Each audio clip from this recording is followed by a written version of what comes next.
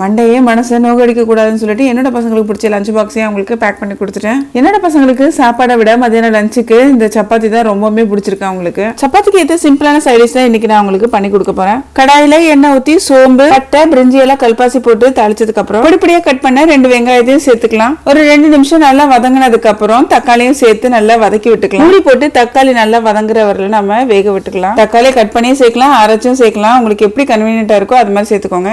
தக்காளி நம்ம அரைச்சி சேர்த்துட்டோம்னா சீக்கிரமா வதங்கிடும். என்னோட பசங்க இந்த குழம்புல தக்காளி, வெங்காயம், கருவேப்பிலை இதெல்லாம் எடுத்து ஓரமா வச்சு சாப்பிட்ற கேஸ். அதே மாதிரி உங்க குழந்தையா இருந்துச்சுன்னா பெஸ்ட் நீங்களும் அரைச்சு சேர்த்துக்கோங்க. மிக்ஸி ஜார் அழுக்கா இருக்கேன்னு பாக்காதீங்க. ஏற்கனவே பொரியலுக்கு நான் மசாலா அரைச்சிக்கிட்டேன், அதனாலதான் அப்படி இருந்துச்சு. தேங்காய் கூட இஞ்சி, பூண்டு, சோம்பு, கசகசா, 1 டீஸ்பூன் பொட்டுக்கடலை, 3 பச்சை மிளகாய், மிளகாத்தூள், மல்லித்தூள், மஞ்சத்தூள் இதெல்லாம் நல்லா அரைச்சு நம்ம வதக்கி வச்சிருக்கோம்ல வெங்காய தக்காளி கூட சேர்த்து கொஞ்சம் தண்ணியை ஊத்தி தேவையான அளவு உப்பு சேர்த்து கடைசியா கொத்தமல்லி இலைகளையும் தூவி விட்டுட்டோம்னா தக்காளி குருமா ரெடி. நீங்க என்ன பேக் பண்ணீங்கன்னு கமெண்ட் பண்ணுங்க.